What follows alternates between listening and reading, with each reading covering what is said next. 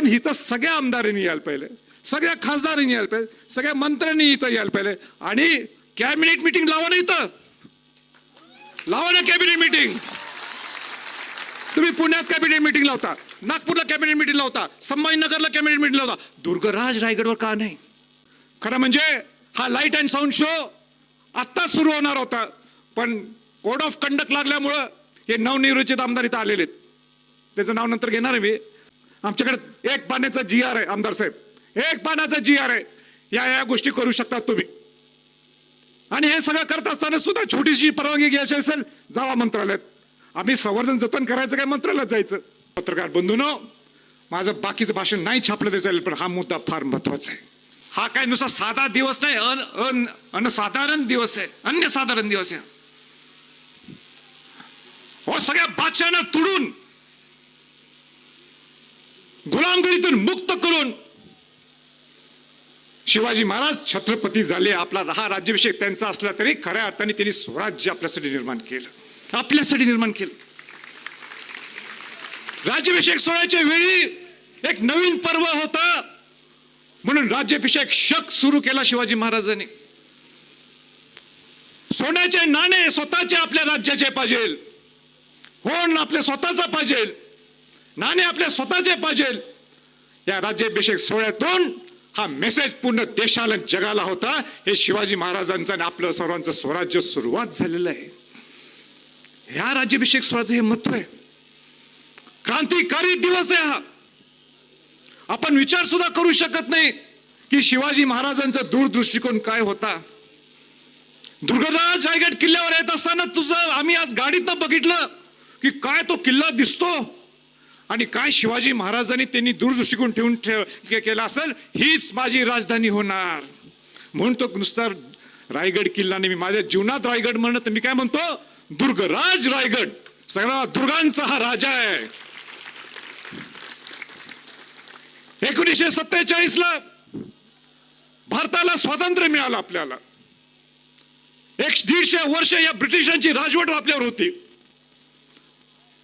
आपण तो स्वातंत्र्य दिन भारताचा आपण आनंदाने साजरा करायला पाहिजे. पण हे सुद्धा विसरून चालणार नाही आपण बंधू भगिनींनो, शुभक्तांनो. जर पहिलं स्वातंत्र्य आपल्याला कोणी मिळवून दिलं असेल या सगळ्या शायांच्याकडून, जे आपल्यावर अतिक्रमण करून आपल्याकडे आलेले धर्मांध इस्लामशाहीचे लोक आपल्या अंगावर आलेले, त्यांना बाहेर काढून आपलं स्वराज्य निर्माण करणं. आणि म्हणून माझ्या दृष्टिकोनाने, आपल्या सर्वांच्या दृष्टिकोनातून जर पहिलं स्वातंत्र्य जर आपल्याला कोणी मिळवून दिलं असेल आणि पहिला भारताचा पहिला स्वातंत्र्य दिन कुठला असेल तर शिवाजी महाराजांचा राज्याभिषेक सोहळा आहे.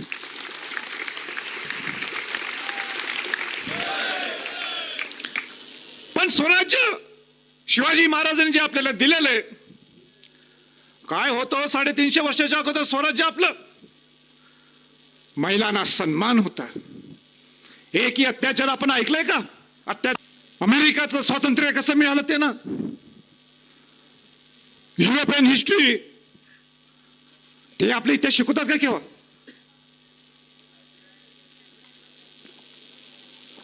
ते आपल्या इथेच केव्हा शिकवतात? केव्हा शिकवत नाहीत. आणि आपण त्यांचा इतिहास शिकवायचा.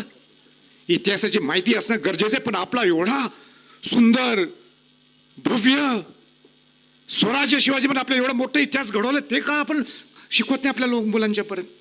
मुलांच्यात गोडी गुलाबी गोडी इतिहासाची गोडी का आपण निर्माण करत नाही?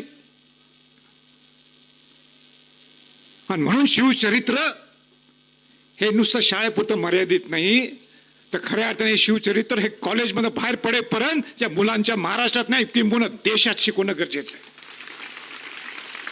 हो, कुठला किल्ला या देशात सांगा ज्या किल्ल्यात पंतप्रधान 3 पंतप्रधान इथे येऊन गेले, 2 राष्ट्रपती येऊन गेले शिवाजी महाराजांना वंदन करण्यासाठी?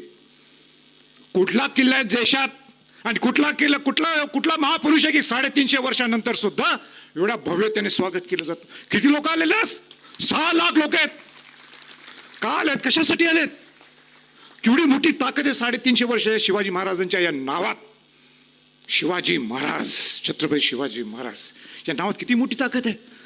पण हे सगळ्यात आता आपल्याला हा पूर्ण शिवाजी महाराजांचं स्वराज्य जर घडवायचं असेल तर आपल्याला शिवचरित्र आपल्याला मुलांच्या पर्यंत पोहोचणं हे गरजेचं आहे. पत्रकार बंधूंनो, माझं बाकीचं भाषण नाही छापलं तरी चालेल, पण हा मुद्दा फार महत्वाचा आहे.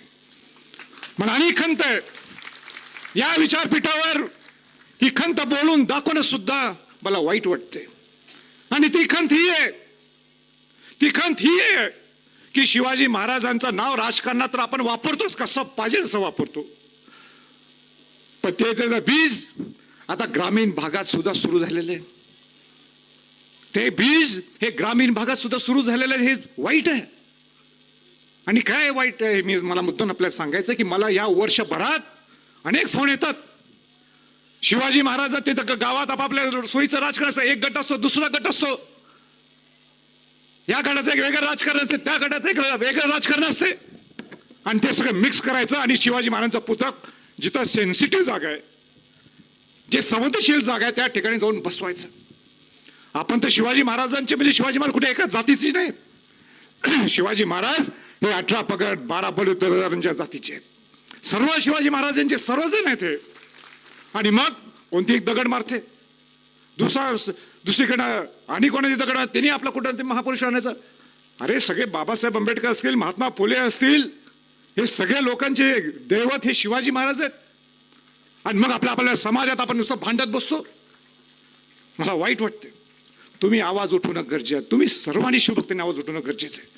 हे काही शिवचरित्र नाही, हे काही शिवाजी महाराजांचे संस्कार नाहीत, हे शिवाजी महाराजांचे विचार नाहीत. राजकारण करायचं, राजकारण आपण राजकारण करू, पण कशाला शिवाजी महाराजांच्यात ओढायचं आपल्याला? का ओढायचं आपण? या ना रायगडला. शिवाजी महाराज हे सर्व विश्ववंदनीय आहेत. पटते की नाही पटते सांगा मला. मला आज बोलायची इच्छा नव्हती हा विषय. इथं येऊन काय बोलायचं असते? सकारात्मक बोलायचं असते. इथं येऊन नुसतं जल्लोष करायचा असतो. पण जल्लोष करत असताना आपण हे सगळे मुद्दे विसरून जायचं का? मला फोन येतो, आमच्या जवळच्या लोकांचा मला फोन आला. वाईट वाटते मला. मी कसं सांगू या दुसऱ्या मुलांना अटक करा? सांगू शकतो का मी सांगू शकतो का? मग मी त्यांचा वारसा कसा चालवायचा?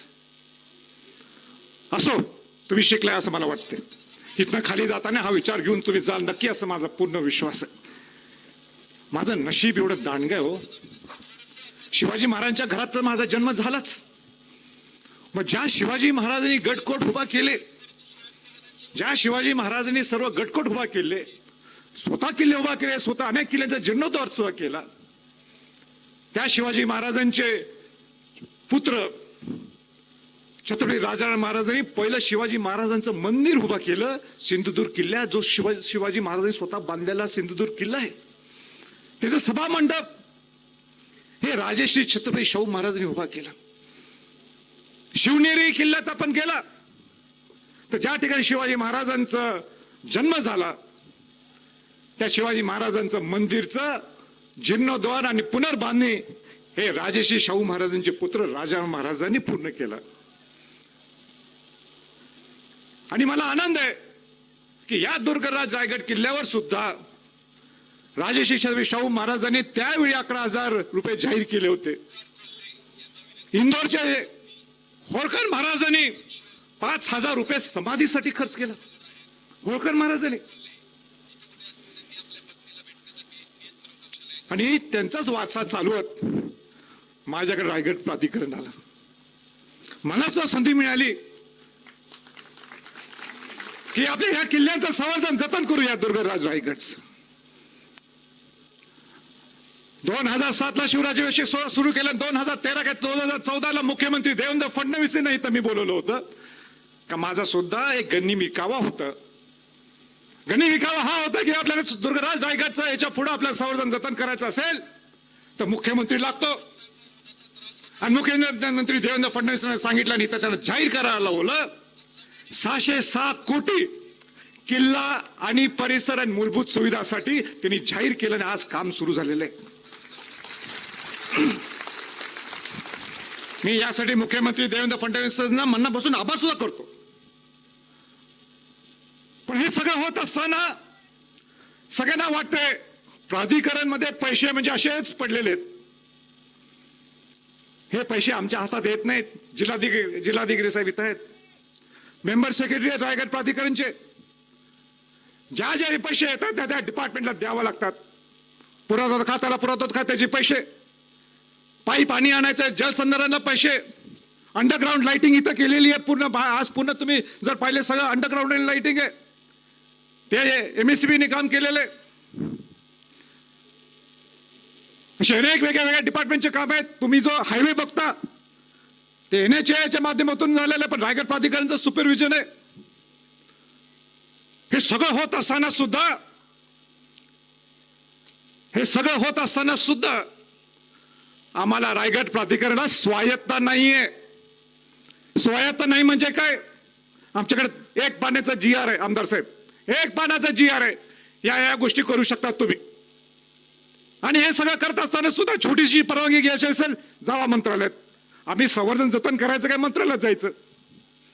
आमचं कोण ऐकणार? आमच्या या सगळ्या व्यथा आहे कोण ऐकणार? म्हणून मला एक शिवाजी महाराजांचं एक लाईन आठवली. शिवाजी महाराजांनी लिहिलेली लाईन आहे आपल्या पत्रात. काय म्हणता बघा शिवाजी महाराज, आम्ही वडील तुमच्या मस्तकी असताना कसली चिंता करता, पराक्रमाचे तमाशे दाखवा. परत वाचतो बघा, समजवून नाही का?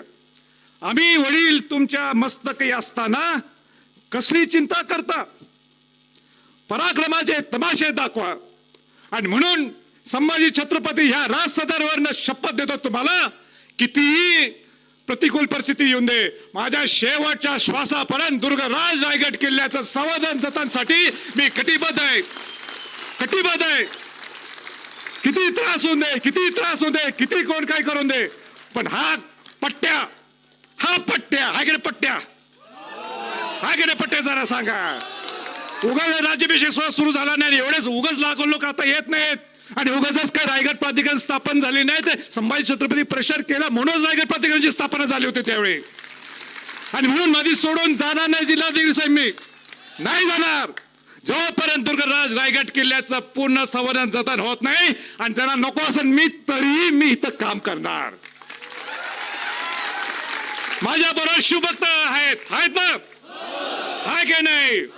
दुर्गराज रायगड किल्ल्यावर नुसतं राज सदरवर बसले नाहीत, पूर्ण होळीचा मैदान पासून जगदीश्वर मंदिर पर्यंत लोक आहेत. टीव्हीवर कोट्यावधी लोक बघायला आहेत. शिवभक्त संभाजी छत्रपतींच्या बरोबर आहेत का नाहीत? मग पुढं बघाच, मग बघा दुर्गराज रायगड काय कसं होतं.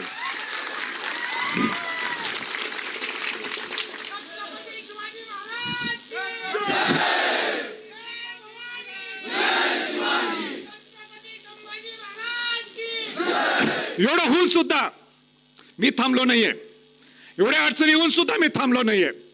मला मुद्दाम आपल्याला सांगायचे थोडे काम आम्ही सुरुवात जे केले मला सांगायचे, थोडे म्हणजे बऱ्यापैकी झालेले आहेत, सगळे सांगत नाहीत पण महत्वाचे सांगतो. पायरी मार्गावर तुम्ही येता, 2500 पायऱ्या ह्या नवीन झालेल्या आहेत. सगळ्या जुन्या पायऱ्या काढल्या आणि तासलेले दगड आहेत, रेडीमेड दगड नाही ज्या इलानगरला मिळतात.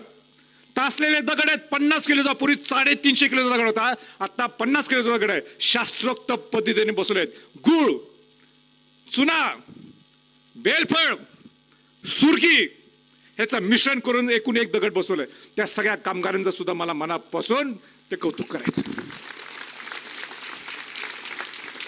नाणे दरवाजाची तुम्ही ज्या तुम्ही दरवाज्यातनं वर आला, महादरवाजा होता नाणे दरवाजा, तो ओरिजिनली शिवाजी महाराजांचं रूट आहे. दुर्गराज रायगड येत असताना शिवाजी महाराज हे नाणे दरवाज्यातनं यायचे. त्या नाणे दरवाजाचं पुनर्बांधकाम, आपल्याला पुनर्बांधकाम करायची परवानगी नाही, आपल्याकडे एव्हिडन्स होते, पुरावे होते. म्हणून तुम्ही परत एकदा रायगड आला की जाऊन ते काम पाहावं ही माझी आपल्याला सर्वांना विनंती आहे. खुबलडा बुरुज, आज तुम्ही ज्यावेळी खाली उतरणार तुम्हाला सगळ्यात शेवटचा बुरुज हा खुबलडा बुरुज दिसणार. ते काम बघा कसं झालेलं आहे. हिरकणी बुरुज पुढच्या रायगड पाहायला येणार, त्या जिथनं हिरकणी उतरली असं जे म्हटलं जातं तिथं हिरकणी बुरुज तुम्ही बघा. काय शिवाजी महाराजांनी त्यावेळी हिरकणी बुरुज कसा उभा केला असेल त्याचा सुद्धा अभ्यास करा.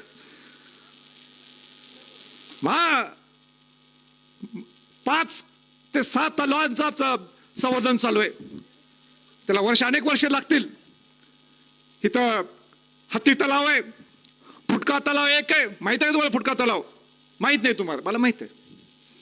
फुटका तलाव 1, फुटका तलाव 2, फुटका तलाव 3. पुढच्या वर्षी वंदन करता येत असताना हे सुद्धा बघायला यायला पाहिजे काय काम चालू आहे. इन्स्पेक्शन करायला नको काय तुम्ही? करायला पाहिजे. या बघा, राष्ट्रीय महामार्ग मी सांगितलं होतं NHAच्या माध्यमातून पूर्वीचं टेंडर जो त्याला दिलं होतं तो कामच करत नव्हता. त्याला ब्लॅकलिस्ट करणार हा संभाजी छत्रपती आहे. ब्लॅकलिस्ट केलं आणि नवीन टेंडर काढलं आणि आज 250 कोटीचं काम पूर्णत्वास आलेलं आहे.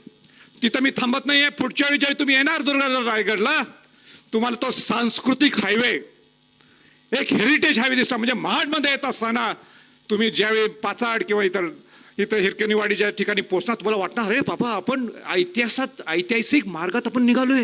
हा कुठला ऐतिहासिक मार्ग आहे हे सुद्धा तुम्हाला पुढच्या वर्षी. रोड आवडला ना तुम्हाला? किती सुंदर आहे, किती सेफ्टी. आता तुम्हाला 8 किलोमीटर गाडी थांबून तुम्हाला यावं लागते बसमधून. पण तुम्ही का हे सगळं शक्य आहे? काय रोड तयार आहेत म्हणून. कित्येक अवशेष मी इथं बघितलं असेल. अनेक लोक अनेक ठिकाणी पुरातत्व खात्याच्या माध्यमातून सुद्धा त्याचं संवर्धन जतन झालेलं आहे. मी मागच्या वर्षी बोललो होतो की लाईट अँड साऊंड शो हा तयार आहे आपला. खरं म्हणजे हा लाईट अँड साऊंड शो आत्ता सुरू होणार होता, पण कोड ऑफ कंडक्ट लागल्यामुळं हे नवनिर्वाचित आमदार इथं आलेले आहेत. त्याचं नाव नंतर घेणार आहे मी. ते इथं आलेले आहेत आणि त्यांच्यामुळं आम्हाला त्याचं ओपनिंग करता आलं नाही. ते काय ते दुरुस्त करा बाबा काहीतरी. त्याच्यामुळे लोकांना लाईट अँड साऊंड शो बघायला मिळाला नाही. तो लाईट अँड साऊंड शो देशात तुम्हाला पाहायला मिळणार नाही तसा लाईट अँड साऊंड शो आहे. 360 डिग्रीचा आहे. 360 डिग्री. अहो बघा जर तुम्ही. त्या पुरातत्व खात्याला एवढीच माझी विनंती आहे की इथं राहायला परवानगी देत नाही, पण या शिवभक्तांना हा लाईट अँड साऊंड शो बघायला मिळावा. दारुगोळा कोठार जे पहिल्यांदा रायगडवर अतिक्रमण किंवा अटॅक झाला असं म्हणतात, त्या दारुगोळा त्याच्यावर बॉम्ब पडला तिकडच्या तोफेवर, तिकडच्या गड आपल्या त्या पलीकडच्या डोंगरावरनं, हा पोटल्या डोंगरावरनं जो झाला, ते दारुगोळाचं आपल्याला संवर्धन जातं. ते बघा जाऊन. तिथली फरशी सापडली आहे. 350 वर्षाच्या अगोदर फरशी कशी लावली होती शिवाजी महाराजांच्या वेळी, ते पाहायला तुम्हाला मिळेल. राज सदरचं संवर्धन आता सगळे हार आहेत म्हणून तुम्हाला पाहायला मिळत नाहीत किंवा सजावट झाली म्हणून तुम्हाला मिळत नाही. या राज सजावटचं संवर्धन 75 वर्षात पहिल्यांदा रायगड प्राधिकरणच्या माध्यमातून, पुरातत्व खात्याच्या माध्यमातून सुरू झालेलं आहे. हे नगारखाना जिथं आपण बसलो, हे राज सदर जिथं आपण बसलोय, माझं स्वप्न आहे आणि माझं नाही, सर्व शिवभक्तांचं स्वप्न आहे. आपण हे राज सदर का पुनर्बांधणी करू शकत नाही? का शिवाजी महाराजांचं भव्य जसं राज सदर तसं करत.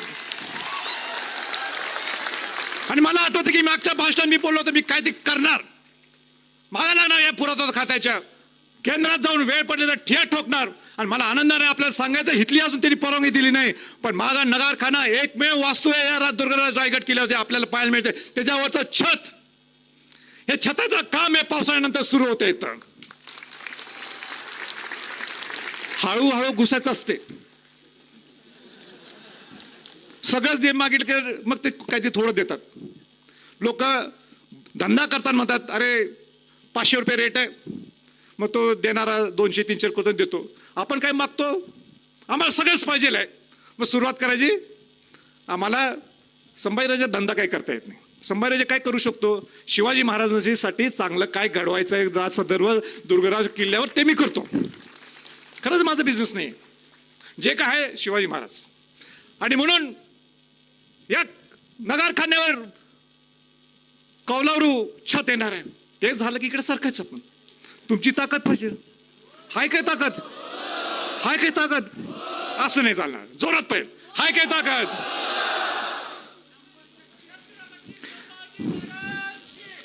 असे बरेच काम आहेत. मी सगळे जास्त वेळ घेत नाही, नाही तर सगळे म्हणणार रायगड प्राधिकरणचं सगळं सांगायला लागले. पण हे सांगणं क्रमप्राप्त मी समजतो. मी आज पण सांगत नव्हतो, पण तुम्हाला समजायला पाहिजे ना. ज्या दुर्गराज रायगड किल्ल्यावर तुम्ही आलात, तर या दुर्गराज रायगड किल्ल्यावर काय काय चालू आहे. आपले 11 किल्ले हे युनेस्कोचं ब्रँडिंग झालेलं आहे जागतिक वारसा स्थळामध्ये. आपला एकही किल्ला हा जागतिक वारसा स्थळामध्ये नोंद नव्हता. राजस्थानचा एक उदयपूर घराणं सोडलं तर कुठल्याही किल्ल्यांचा कुठल्याही राजांचा इतिहास नाही तिथं. सगळ्यांनी हात मिळवले केली आहे मोगलांची. महाराणा प्रतापांचं घराणं सोडून त्यांचे 7 किल्ले राजकीय वारसा स्थळामध्ये युनेस्कोचं ब्रँडिंग वर्ल्ड हेरिटेज साईट. आपला एकही किल्ला नाही. मी मागं लागलो 2016 पासून पाठपुरावा केला. सगळ्या मंत्र्यांना सगळे जे तज्ञ त्या लोकांना हेलिकॉप्टरमध्ये बसवलं का ते किल्ल्यात परत चालत फिरतील काही प्रश्नचिन्ह आहेत म्हणून हेलिकॉप्टरमध्ये फिरवून सांगले काय महत्वाचे आपले किल्ले हे देखणे नाही आहेत. आपले किल्ले हे लढलेले किल्ले आहेत. या किल्ल्यामध्ये शौर्यत्व आहे. या किल्ल्यामध्ये संस्कार आहेत. या किल्ल्यामध्ये नीतिमत्ता आहे. आणि म्हणून तुम्ही याला जागतिक वारसास्थळामध्ये नोंद व्हायला पाहिजेत. आणि 3-4 किल्ले मग पुरातत्व खाते विसरलं ते मी त्यांना घालायला लावले. आणि मग पुढचं फिनिशिंग हे देवेंद्र फडणवीसांनी या सगळ्यांनी केलं. आणि आज 11 किल्ले जागतिक वारसास्थळामध्ये आहेत. पण मला एवढं सुद्धा सांगायचंय सगळ्या शिवभक्तांना आणि शासनाला सांगायचंय, शासनाला सूचित करायचंय, तुम्ही खुश राहू नका. नुसतं 11 किल्ले म्हणजे आपल्या युनेस्को ब्रँडिंग मध्ये झालं तर आपण खुश. जागतिक वारसास्थळामध्ये आपले किल्ले गेले फंड आला. अजिबात 1 रुपये फंड ते देत नाहीत. नुसतं ब्रँडिंग असते काय. नुसतं गुगल केलं जागतिक वारसास्थळामध्ये कुठले गेले तर आपले 7 येणार, आपले 11 येणार, राजस्थानचे 7 येणार एवढंच. पण तुम्ही त्याचं संवर्धन जतन नाही केलं तर तुमचं नामांकितपणा सुद्धा जे तुम्हाला 11 किल्ल्यांना मिळालंय ते सुद्धा काढून घेण्यात येऊ शकते. हे माझी सरकारला सूचना आहे. धोक्याची घंटाई. पण असो मी आता जास्त काही वेळ घेत नाहीये. पण मला इथं आमदार अभिजित पाटील आलेले आहेत. नवनिर्वाचित आमदार आमचे मित्र अनिकेत तटकरे आले आहेत. आमदार मंगेश चव्हाण आलेले आहेत. माझी आपल्या ठिकाणी विनंती, उगाच नाव घेतलं नाही तुमचं मी. माझा स्वार्थ आहे. या राज सदर कोणाचं नाव घेतलं जात नाही. कोणाचं नाव घेतलं जात नाही. मी सुद्धा निमित्त आहे. इथं तुमचं नाव घेतल्याच्यासाठी तुम्ही आलात, तुमचं कौतुक आहे. तुम्हाला शिवाजी महाराजांच्या नेहमी असतात, तुम्ही दरवर्षी येता. पण माझी इच्छा आहे की ठीक आहे आमदार लोकांना सिनियर लोक आहेत त्यांना चढायला जमणार नाही किल्ला. मी चढलो तुमच्याबरोबर काल, पण जमणार नाही ते ठीक आहे. पण आला हे कौतुक आहे. पण इथं सगळ्या आमदारांनी यायला पाहिजे, सगळ्या खासदारांनी यायला पाहिजे, सगळ्या मंत्र्यांनी इथं यायला पाहिजे. आणि कॅबिनेट मिटिंग लावा ना, इथं लावा ना कॅबिनेट मिटिंग. तुम्ही पुण्यात कॅबिनेट मिटिंग लावता, नागपूरला कॅबिनेट मिटिंग लावता, संभाजीनगरला कॅबिनेट मिटिंग लावता, दुर्गराज रायगडवर का नाही? खरी सुरुवात तर आपली हित नाही. आपण आहोत तर या दुर्गराज रायगडच्या मुळा इथं आहे. आणि माझी ओळख तुम्हाला काय माहित आहे का? माहित आहे तुम्हाला माझी ओळख काय? नाही माहित. तुम्हाला एवढंच माहित आहे की हा शिवाजी महाराजांचा वंशज आहे. माझी मी पुन्हा महाराष्ट्रात ज्यावेळी फिरतो त्यावेळी लोकांना माहित नाही हा काय खासदार होता का, हा काय सामाजिक कार्य करतो हे माहित नसते लोकांना. लोकांना इतकंच माहित आहे की 2007 ला शिवराज्याभिषेक सोहळा सुरू केला 6 जूनचा. लोकांना इतकंच माहित आहे की ज्या ठिकाणी शिवाजी महाराज छत्रपती झाले, ज्या ठिकाणी शिवाजी महाराजांचा राज्यारोहण झाला, राज्याभिषेक करून घेतला, ज्या ठिकाणी शिवाजी महाराजांनी सांगितलं माझं स्वराज्य काय आणि हे स्वराज्य माझं नाही, हे स्वराज्य तुमच्यासाठी म्हणून 350 वर्षानंतर सुद्धा आपण त्याचा राज्याभिषेक सोहळा साजरा करतो. तो पुतळा जो आपल्या इथं आपल्याला मागे दिसतो हा छत्रपती संभाजीराजे ह्या सर्व शिवभक्तांनी बसवलाय. ही माझी ओळख आहे. ही माझी ओळख आहे. आणि मला अभिमान आहे. मला अभिमान आहे. माझ्या शेवटच्या क्षणात मी ज्यावेळी वर जाईन माझी ओळख हीच राहायला पाहिजे की या संभाजीराजांनी प्रयत्न केला या राज सदरवर, ज्या ठिकाणी शिवाजी महाराज छत्रपती झाले त्या ठिकाणी आपण पुतळा बसवायला मला संधी आणि सर्व शिवभक्तांना संधी मिळाली. आणि मी आज लांबलेलं भाषण थांबवायचा मी प्रयत्न करतो, संपवतो जाता की मला राहत नाही की मला तुम्हाला वंदन करण्यासाठी मी आज इथं उभा आहे. वंदन म्हणतोय, वंदन शिवभक्तांनो. काय कुठल्या परिस्थितीत, कशा प्रतिकूल परिस्थितीत तुम्ही कसं राहता हो. मला काय राहायची इच्छा होते तुमच्या बाजूला. काय मागच्या मी बोललो होतो माझ्या भाषणात. माझ्या आमच्या सगळ्या निकटवर्ती सगळ्यांनी सांगितलं राजे तुम्ही आला तर आणि सगळं खोडाबा उडल इथं, आम्हाला त्रास वाढेल. पण तुम्ही जिथं राहिलाय खाली तिथं निघून जावा. काय म्हटले? निघून जावा, थांबू नका इथं म्हटले. पण तुम्हाला सलाम आहे कलेक्टर साहेब. कौतुक आहे शिवभक्तांना, कौतुक आहे. काय बोलायचं. आणि त्याच्यासाठी एकदा तुम्हाला सर्वांसाठी शिवभक्तांसाठी जोरात टाळी आवाज आहे.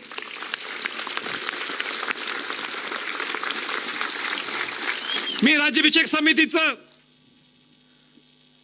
मनापासून कौतुक करतो. त्यांचं कौतुक कोण करणार? मीच करायला पाहिजे. माझ्या पत्नी असल्या तरी त्या स्वतः शुभ बघतात माझ्यापेक्षाही जास्त. त्या सौंदर्याचं सुद्धा मी कौतुक करतो. राज्याभिषेक समितीचे अध्यक्ष त्यांचे सर्व सहकाऱ्यांचं मी माजी अध्यक्ष त्यांच्या सर्व सहकाऱ्यांचं मी मनापासून कौतुक करतो. अहो महिनाभर नुसतं राबतात. सकाळी 8 वाजल्यापासून रात्री 12 वाजेपर्यंत काम करतात कोल्हापूरमध्ये. पूर्ण महाराष्ट्रात असं काही काम करायचं, नुसतं कोल्हापूर राहिलं नाही आता. त्या जिल्हा प्रशासनाचं मला कौतुक करायचंय.